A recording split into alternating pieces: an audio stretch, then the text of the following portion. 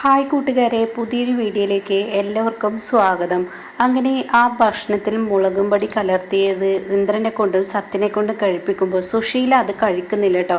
എന്നാൽ അത് ഇന്ദ്രൻ്റെ കണ്ണിൽ പെടുന്നുണ്ട്. ആ സമയമാണ് സത്യൻ അത് പറയുന്നത്, ഈ ഭക്ഷണത്തിൽ നല്ല എരിവാണല്ലോ എന്ന്. ഇത് കേൾക്കുന്നതിനോടുകൂടി ഉടൻ തന്നെ ശേഖരനാകെ ഞെട്ടിപ്പോവുകയാണ് കേട്ടോ. ഈശ്വര, ഒരിക്കലും അങ്ങനെ സംഭവിക്കില്ല, താൻ ഉണ്ടാക്കിയ ഭക്ഷണത്തിൽ എങ്ങനെ എരിവ് വന്നു എന്നുള്ള ആ ചിന്താഗതി തൻ്റെ മനസ്സിലൂടെ കടന്നു പോവാണ് കേട്ടോ.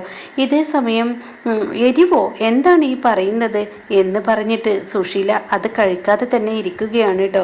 ഇതേ സമയം എന്താ അമ്മക്ക് നന്നായി വിശക്കുന്നുണ്ടെന്ന് പറഞ്ഞിട്ട് അമ്മ എന്താ ഭക്ഷണത്തിന് മുന്നിൽ ഇരിക്കുന്നു, അമ്മ എന്താ ആ ഭക്ഷണം കഴിച്ചു നോക്കാത്ത, അതിൽ എരിവുണ്ടോയെന്ന് നോക്ക്. അത് കേൾക്കുന്നതിനോടുകൂടി സുശീല പറയാണ്, നിങ്ങൾ കഴിച്ചിട്ട് അതിന് എരിവുണ്ട് എന്ന് പറഞ്ഞെങ്കിൽ പിന്നെ ഞാൻ എന്തിനു അതിന് എരിവുണ്ടെന്ന് നോക്കേണ്ടത്. അപ്പോൾ അത് കേൾക്കുന്നതിനോടുകൂടി ശ്യാമ്, അല്ല ആൻറ്റി ഒന്ന് കഴിക്ക്, ആൻറ്റി എന്താ കഴിക്കാത്തത് എന്തിൻ്റെ കാരണം അറിയണമല്ലോ. അപ്പോൾ അത് കേൾക്കുന്ന ഇന്ദ്രൻ പറയാണ്, ഒരുപക്ഷെ അമ്മക്കറിയായിരിക്കാം. എന്തറിയുന്നു, എന്താണ് നീ പറയുന്നത്? അപ്പോഴേക്കും ഉടൻ തന്നെ ഇന്ദ്രൻ പറയുകയാണ്, എങ്കിൽ കഴിക്കേ. അയ്യോ, എന്നെ പിടിക്കപ്പെടുമെന്ന പേടിയോടുകൂടി തന്നെ ഇന്ദ്രൻ്റെ മുന്നിൽ വെച്ച് താനത് കഴിക്കുകയാണ് കേട്ടോ. ഒരു ഉരുളന്ന് വായിലോച്ച് വെച്ചതോ, അയ്യോ എന്ത് നല്ല കറിയായിരുന്നത്, ഞാനായിട്ട് തന്നെ കുളമാക്കിയെന്ന് ആ മനസ്സിലിങ്ങനെ പറയാണ് കേട്ടോ. അപ്പോഴേക്കും അയാൾ എവിടെ, അയാൾ എങ്ങോട്ടേക്ക് വിളിക്കട്ടെ, ഡോ ഇങ്ങോട്ട് വാടോ എന്ന് പറഞ്ഞിട്ട് വിളിക്കുമ്പോൾ ശേഖരൻ അങ്ങോട്ടേക്ക് ഓടി വരികയാണ് കേട്ടോ. ഇതേ സമയം ഇന്ദ്രൻ സുശീലയുടെ ആ അഭിനയമുണ്ടല്ലോ, അത് കാണേണ്ടത് തന്നെയാണല്ലോ. അങ്ങനെ നോക്കി നിൽക്കുകയാണ്. അങ്ങനെ ഇന്ദ്രൻ്റെ മുന്നിൽ അങ്ങ് ഒച്ചയെടുക്കുകയാണ് സുശീല കേട്ടോ. അങ്ങനെ സുശീലയുടെ ആ ഒച്ചയെടുക്കൽ കാണുമ്പോൾ എതുവരെ പോകുമെന്ന് അറിയാൻ വേണ്ടി തന്നെ ഇന്ദ്രൻ അവിടെ നിൽക്കുകയാണ് കേട്ടോ. അങ്ങനെ ഇന്ദ്രൻ്റെ മുന്നിലും സത്യൻ്റെ മുന്നിലും വെച്ച് ശേഖരനോട് ചൂടാവുകയാണ്. എന്താണോ താനും ഉണ്ടാക്കി വെച്ചിരിക്കുന്നത്. ആ സമയം ശേഖരൻ പറയാണ്, സുശീലെ, ഞാൻ നല്ല അടിപൊളി കറി തന്നെയാണ് ഉണ്ടാക്കിയത്, ഞാനത് ടേസ്റ്റ് ചെയ്ത് നോക്കിയതാണല്ലോ, അല്ലെങ്കിലും പുത്തനച്ച് പെരപ്പുറം തൂക്കുമെന്ന് പറഞ്ഞിട്ടുണ്ട്, അതാണോ താൻ ഇന്നലെ ചെയ്തത്? ഇന്നലെ എൻ്റെ മക്കളുടെ മനസ്സിൽ ഇടം പിടിക്കാൻ വേണ്ടി താനത് ചെയ്തതാ അല്ല സുശീലെ? ഞാൻ സോനമോൾക്ക് ഭക്ഷണം കൊണ്ടുപോകാൻ വേണ്ടി നന്നായി തന്നെയാണ് അത് ഉണ്ടാക്കിയത്, അതിന് യാതൊരു കുറ്റവും ഉണ്ടായിരുന്നില്ല. സോനയ്ക്ക് ഞാൻ ഭക്ഷണം കൊടുത്തയച്ചതുമാണ്, അപ്പോഴൊന്നും അതിന് യാതൊരുവിധ കുറവുകളും ഉണ്ടായിരുന്നില്ല. സുശീല എന്നോട് പറഞ്ഞില്ലേ ഡ്രസ്സ് സോപ്പും വെള്ളത്തിലിട. എടോ, തന്നോട് ഞാൻ പണി പറഞ്ഞതിൻ്റെ കണക്ക് താൻ ഇവിടെ പറയുകയാണല്ലോ. അപ്പോഴേക്കും സത്യൻ ഇന്ദ്രനെ ഇങ്ങനെ നോക്കുകയാണ്. ഇന്ദ്രനും കാര്യം പിടികിട്ടി, ശ്യാമിനും പിടികിട്ടി. ആ സമയം എന്താടോ താൻ എന്നെ കുറ്റപ്പെടുത്തുന്നത് പോലെ സംസാരിക്കുന്നത്? താൻ ഇതിൽ എരിവിടാതെയും താൻ ഇതിൽ ഉപ്പിടാതെയും തന്നെ സഹായിക്കാൻ വേറെ ആരെങ്കിലും വന്നോ? അതല്ല സുശീലെ, ഞാൻ നല്ല പാകത്തിനാണ് ഈ ഭക്ഷണം ഉണ്ടാക്കി വെച്ചത്. പക്ഷേ ഞാനത് പാത്രത്തിലാക്കി വെച്ച് സോപ്പും പൊടി, അതെന്താടോ താൻ എന്നെ പറയുന്നത് എന്ന് പറയുമ്പോഴാണ് കേട്ടോ ഇവിടെ ഇന്ദ്രൻ, മതി, ഇതിൻ്റെ പേരിൽ ഒരു സംസാരം വേണ്ട. ഒരു പാചകം ചെയ്യുമ്പോൾ കുറ്റവും കുറവൊക്കെ ഉണ്ടായെന്ന് വരും. എത്ര വട്ടം അമ്മയുണ്ടാക്കുമ്പോൾ, എത്ര വട്ടം മനു ഉണ്ടാക്കുമ്പോൾ, എത്ര വട്ടം സോന ഉണ്ടാക്കുമ്പോൾ ഉപ്പ് കൂടി എരിവ് കൂടി അങ്ങനെ ടേസ്റ്റ് കുറവൊക്കെ ഉണ്ടാവും. അതിന് ആ മനുഷ്യനെ ചോദ്യം ചെയ്യേണ്ട. അല്ല, അതങ്ങനെ ചോദ്യം ചെയ്യാതിരിക്കാനൊന്നും പറ്റത്തില്ല. ഇതങ്ങനെ വിട്ടാൽ ശരിയാവത്തില്ല. ഇയാളെ ഭക്ഷണം ഉണ്ടാക്കുമ്പോൾ ഞാൻ മനസ്സുകൊണ്ട് ചിന്തിച്ചതാണ്. അങ്ങനെ ഇന്ദ്രൻ പറയണം, മതി, നിങ്ങൾ പോയിക്കോളൂ, ഇനി ഇങ്ങനെയുള്ളതൊക്കെ ഉണ്ടാവുമെന്ന് പറയുമ്പോൾ ശേഖരൻ മനസ്സുകൊണ്ട് ചിന്തിക്കുകയാണ് കേട്ടോ. ഈശ്വര, തന്നെ പാചകം ഉണ്ടാക്കുന്ന സമയത്ത് ആ സമയം സുശീല അവിടെ നിന്ന് പറഞ്ഞു വിട്ടത് ഇതിനായിരുന്നു. എരിവും മുളകും ആ കറിയിലോട്ടിടാൻ വേണ്ടിയായിരുന്നു, എൻ്റെ മക്കളുടെ മുന്നിൽ എന്നെ പ്രതിയാക്കാനായിരുന്നു. അങ്ങനെ ശേഖരൻ്റെ കണ്ണ് നിറയുകയാണ് കേട്ടോ. താനൊരു പട്ടിയെ പോലെ പണിയെടുത്തിട്ട് എത്രയോ കഷ്ടപ്പെട്ട് പാചകം ഉണ്ടാക്കിയിട്ട് അതാകെ കുളമാക്കി വെക്കുന്ന ആ ഒരു ഇതുണ്ടല്ലോ, അത് തനിക്ക് പറയാനില്ല. അങ്ങനെ ആ സങ്കടത്തോടു കൂടി ഇങ്ങനെ നിൽക്കുകയാണ് കേട്ടോ. അങ്ങനെ ശേഖരൻ ഇങ്ങനെ പുറത്തിരുന്നത് കരയുമ്പോൾ സത്യനോട് ഉടൻ തന്നെ പറയുകയാണ്, ശ്യാമ്, ഇതൊക്കെ വലിയ കഷ്ടമുണ്ട്, ഇതിൻ്റെയൊക്കെ പിറകിൽ ആരാണ് കളിക്കുന്നതെന്ന് സത്യം അറിയില്ലേ എന്നൊക്കെ പറയുമ്പോൾ സത്യനൊന്നും മിണ്ടില്ല കേട്ടോ.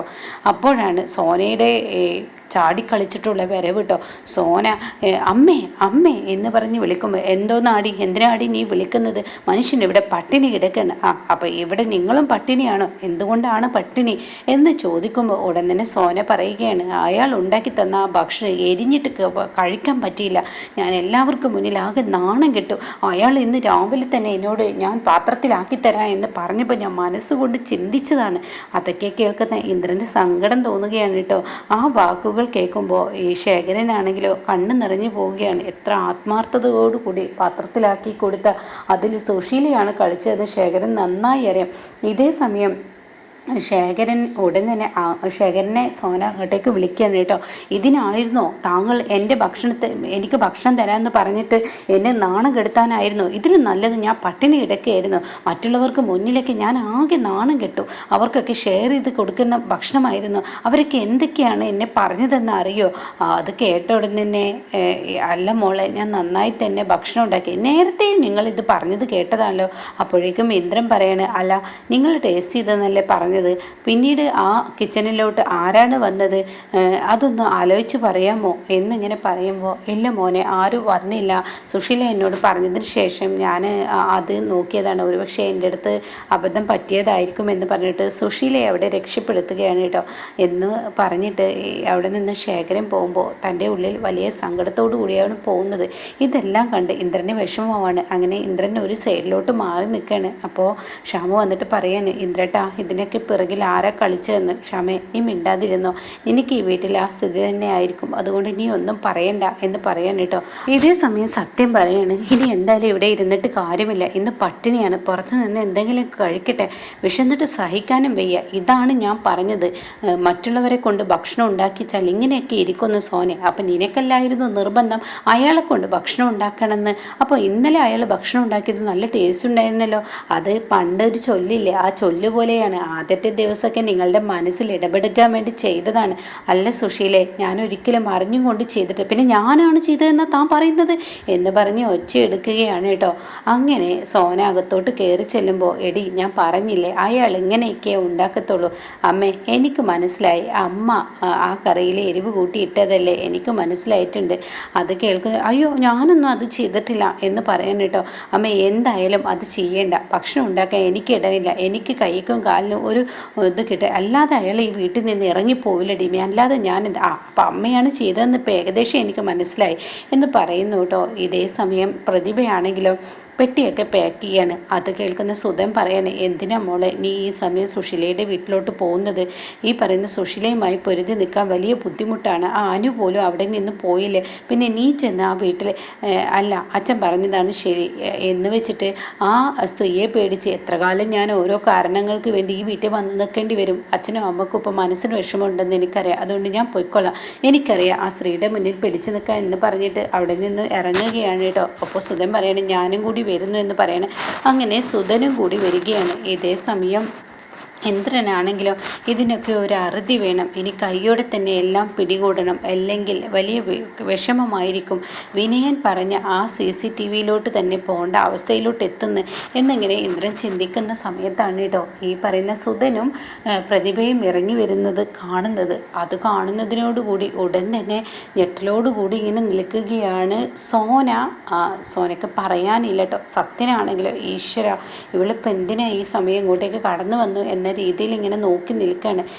അപ്പോഴേക്കും സുശീല പെട്ടല്ലോ, ഒരുത്തനെ പുറത്തോട്ട് കളയാൻ നോക്കുമ്പോൾ ഇവളുടെ കയറി വരവ് ഇപ്പോൾ എന്തിനാണ്, ഇനിയിപ്പോൾ ഇയാൾക്ക് സുഖമുള്ള ജീവിതമായിരിക്കും ഇവിടെ എന്നിങ്ങനെ ചിന്തിക്കുന്നുണ്ട് കേട്ടോ. അപ്പോൾ ഉടൻ തന്നെ സുധാ, ഞാൻ പറഞ്ഞതല്ലേ, സുന്ദരനോട് ഞാനൊരു കാര്യം പറഞ്ഞില്ലേ, ഈ വീട്ടിലോട്ട് പ്രതിഭയെ ഇപ്പോൾ കൊണ്ടുവരണ്ടെന്ന്. അപ്പോഴേക്കും പ്രതിഭ പറയാണ്, എന്താ എനിക്ക് ഈ വീട്ടിലോട്ട് വന്നാൽ കുഴപ്പം അമ്മേ, ഞാൻ എൻ്റെ ട്രീറ്റ്മെൻറ്റിനാണ് ഈ വീട്ടിൽ നിന്ന് മാറുന്നത്, ഇപ്പം എൻ്റെ മുഖത്ത് കാര്യമായ കുഴപ്പമില്ല, എൻ്റെ ചികിത്സയൊക്കെ കഴിഞ്ഞു.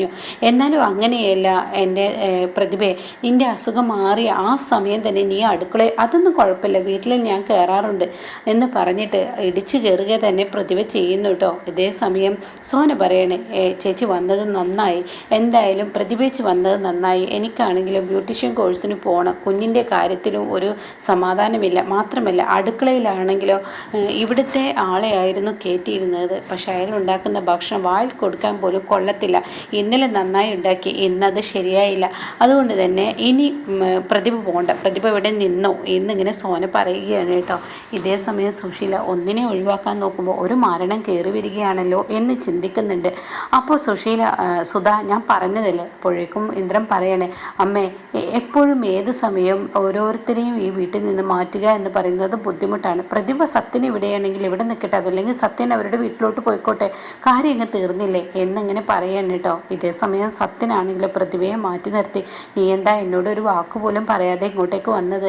അതെന്താ സത്യേട്ടന് ഞാൻ ഇങ്ങോട്ടേക്ക് വരുന്നത് ഇഷ്ടമല്ലേ? അതല്ല പ്രതിഭയെ, ഈ വീട്ടിൽ ദിവസവും അമ്മ പ്രശ്നമുണ്ടാക്കും. അതിനെ ചൊല്ലി നിനക്ക് ഒരുപാട് ബുദ്ധിമുട്ടുകൾ നേരിടേണ്ടി വരും. ഞാൻ കാണാത്ത ആൻറ്റി ഒന്നല്ലല്ലോ, ഇവിടുത്തെ അമ്മയെ എനിക്ക് നന്നായി അറിയാം. അതുകൊണ്ട് സത്യേട്ടാ, എന്നും അമ്മയ്ക്ക് വേണ്ടി വഴിമാറി കൊടുത്താൽ തീർച്ചയായും ഞാനും സത്യേട്ടനും പിന്നെ ജീവിതമില്ലാതെ വഴിമുട്ടി നിൽക്കേണ്ട അവസ്ഥയിലോട്ട് പോകും. അത് ഇനി അഴിമതിച്ചു കൊടുത്തുകൂടാ എന്ന് പറയുമ്പോൾ, ഓ നിന്നെ ഇഷ്ടം, നിനക്കെല്ലാം ഉൾക്കൊള്ളാൻ കഴിയുമെങ്കിൽ, നിനക്കെല്ലാം സഹിക്കാൻ കഴിയുമെങ്കിൽ നീ ഇവിടെ നിന്നു, എനിക്ക് യാതൊരുവിധ കുഴപ്പമില്ല എന്ന് സത്യൻ പറയുകയാണ് കേട്ടോ.